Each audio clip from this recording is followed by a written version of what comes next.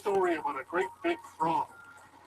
Guy buys two cement trucks with borrowed cash, sells them on the black market halfway around the world. Everybody loses. And there's nobody to arrest because the guy who pulled off this $1 million crime doesn't exist. Confused, sober police. It's like something out of a movie. He's a poop, an apparition, second cousin to Harvey Rapp. I conjured him out of thin air. He doesn't exist, except on paper. Okay, let's start this over. A little bit dead airspace. Show up first a little bit.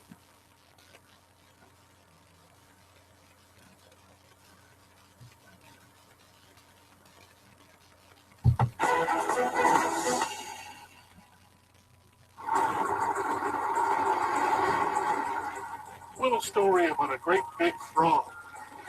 Guy buys two cement trucks with borrowed cash, sells them on the black market halfway around the world.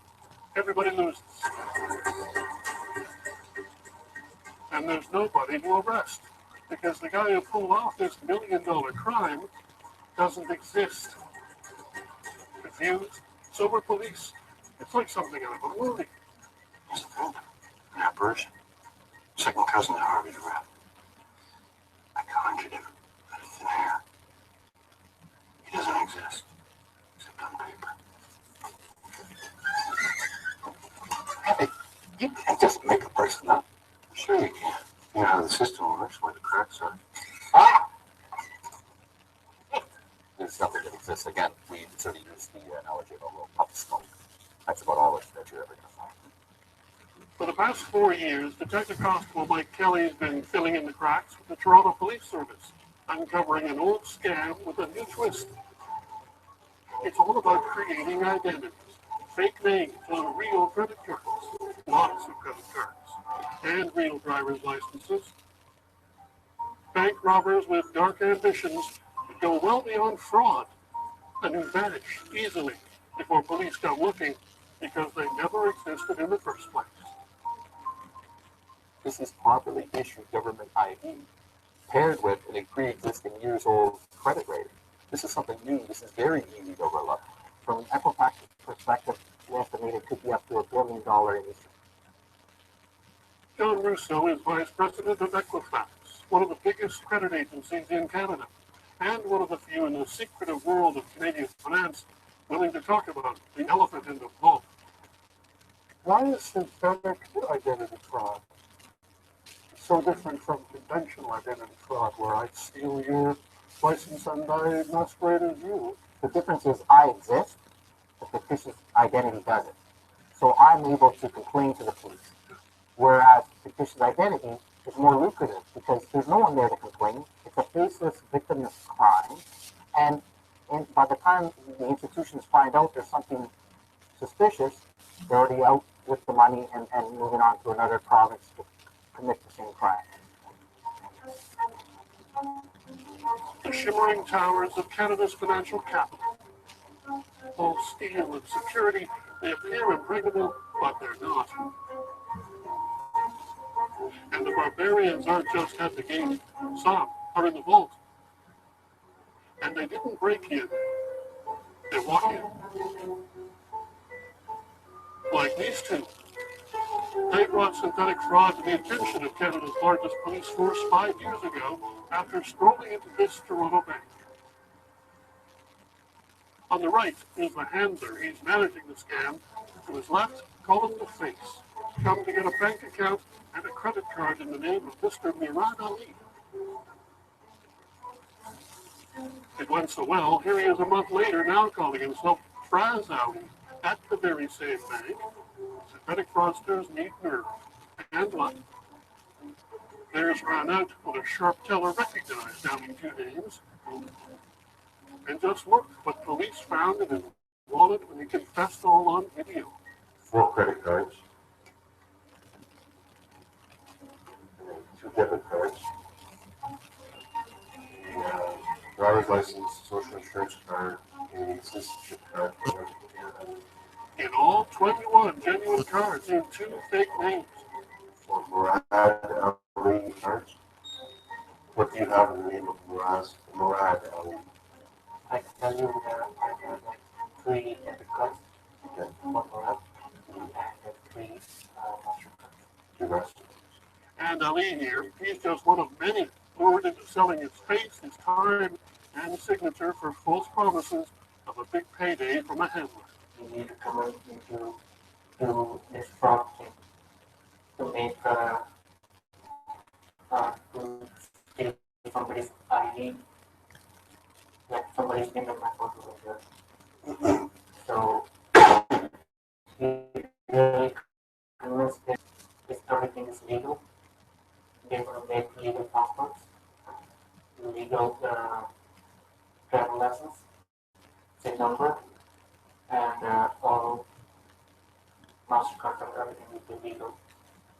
So what do we have here? We have money, we have people, we have machinery moving all over the globe. And this, you sort of track it back to various earliest days of 2 knuckleheads walking through the downtown Westmont Bay. And you have 2 knuckleheads investigating it. It's all off the police. And you realize that you stumbled on something that's actually really important by doing nothing for it. As one of just a handful of cops in Canada specializing in synthetic crime, Detective Kelly and his partner tell financial experts like these how they uncovered $25 billion in fraud and 1,000 suspect identities, all bent on wounding businesses just like theirs. The original Afghan trade of 1997. The term that we've been using is sort of infinite mischief. There's literally no limit to the types of things and the amounts of things, the amount of damage that can be caused to each and every sort of sector that you can possibly think of: banks, government bureaucracies, police agencies, insurance, car lenders, everybody. Infinite mischief, infinite damage. Absolutely. And the potential is sinister, says Dr. Kalyani Munshani, an expert on financial crime. For example, you can actually go and create, let's say, a corporation. To use a synthetic identity to register. The directors can be synthetic identities. Those addresses where you are can be a safe house. So those uses can be multiple. Which brings us back. Bought with bank loans, never repaid by a synthetic identity at a synthetic company. And here they are, on a rail car for shipping to Dubai, where they were sold on the black market. The synthetic identity then reported them stolen and collected the insurance too. All of it made possible by legitimate documents in fictitious names. Police seized all these cars in Windsor, Ontario, each a viable synthetic identity, thanks to a loophole in the system that records every application for credit, even if it's refused. But rejection of one institution only opens the doors to another. In the off chance that they do actually do their due diligence and check with Equifax or TransUnion or whomever and say, is there a record of Mr. X with this date of birth? The fact that there was a rejection on file for it served as an existing record, and they'd say, well, yes, there is a record for it. And then they'd be issued an original line of basically on-date credit. And here's what happens when they get it, revealed in ledgers seized by police, showing regular purchases and repayments, all designed to make the fictitious cardholder seem real. Some are caught, many more are not. We've seen over $300 million stopped from going out the door. That was savings. Fraud was stopped at the door. But there's perhaps 2 or 3 we are saying dormant in accounts and portfolios that are waiting to bust out. So you're talking about potential losses approaching $1 billion a year? That's what we estimate. How would you characterize the growth in synthetic identity fraud that you're seeing in this country? So what we've seen is it's growing exponentially. It's a 200 a month. Rose last year to about 500-600. Now we're looking at 1,000 per month. Different names. You'll be surprised the names the criminals use. Robert and Busy. And then there's server froze. The name's so absurd it could find it worked. Police think this guy's English is poor and he misread his handlers, which is how an IT term appears as names on one of his 9 different Ontario driver's licenses. And this is actually one place that you got to be looking.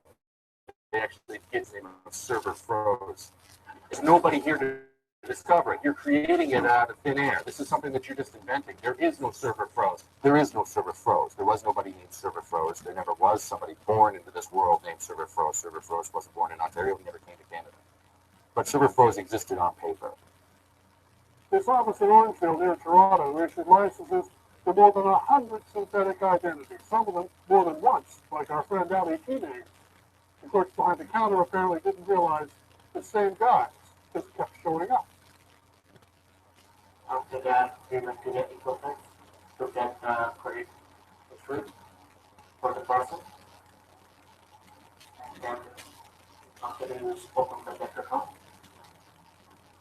we opened many different bank accounts like CIBCs or Shira and BMO. Police suspected an inside job here. They charged the people, but a judge disagreed, suggesting it could have been an oversight due to heavy workload. In which case, the workload of these places across Ontario must have been extraordinary.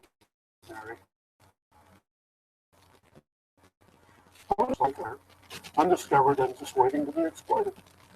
Depends who you speak to. If you talk to people in hushed corners, some will tell you that it's tens of thousands. Others will tell you hundreds. Others will tell you as many as a million. My guess is, like anything else, I'll play diplomatic and play it down the middle, and a couple 100,000 floating around here in Ontario. Isn't that troubling? Is the system potentially compromised? I don't know if the system is potentially compromised, but human frailty is nothing new and it's not going away. 200,000 synthetic driver's licenses in the hands of people hiding behind fake identities. And like Ali Two Names, some also have Canadian passports, which take synthetic fraud in an ominous new direction overseas. Police have uncovered synthetic fraud involving airline tickets between New York, Toronto, and Pakistan, a high-risk state in the world of global security. And synthetic people on no-fly lists. You don't have to worry so much when they've got passports and false names. Could synthetic identity be about more than fast bucks than Symmetrics? I'm thinking that it's going to something overseas, but it's not really positive. So using synthetic identities, safe houses can be established, cars can be rented, heavy vehicles can be bought, international travel can be facilitated, restricted goods can be bought, without any flags being raised. This is not conventional crime. This is more leaning towards terrorism, I believe, not just merely revenue generation. Kavyani Manshani holds a PhD in financial crime. She calls synthetic fraud a game changer that Canada is not prepared for. Are the laws we thought we brought in to combat terrorism as effective as they were to work? Not given this new crime. Certainly not given this new crime. What kinds of things are more exposed now than they were before this particular crime began to get traction? All reporting entities, anything to do with society and crime within the context of terrorism, not just money laundering and terrorism, but terrorism itself. Does that worry you? Wouldn't it? Wouldn't it like any human being on earth, knowing that there is this huge amount of money that is flowing to destinations which you are not aware of, in your own backyard, like say houses you put up by people you're not aware of. You don't know the size of this group of individuals, but all you know is that they're highly financially sophisticated. They know how the departments work, the government departments, what the access points are, what the weaknesses are. They seem to know a lot of things. I think they're very anyone. What you said is going in terms of international terrorism. It's only getting bigger. Where could this go? So I don't know where it's going to end up, but all I know is this requires immediate attention. This is extremely serious, and it's been ignored for way too long. Does that worry you as a policeman? It worries me a great deal.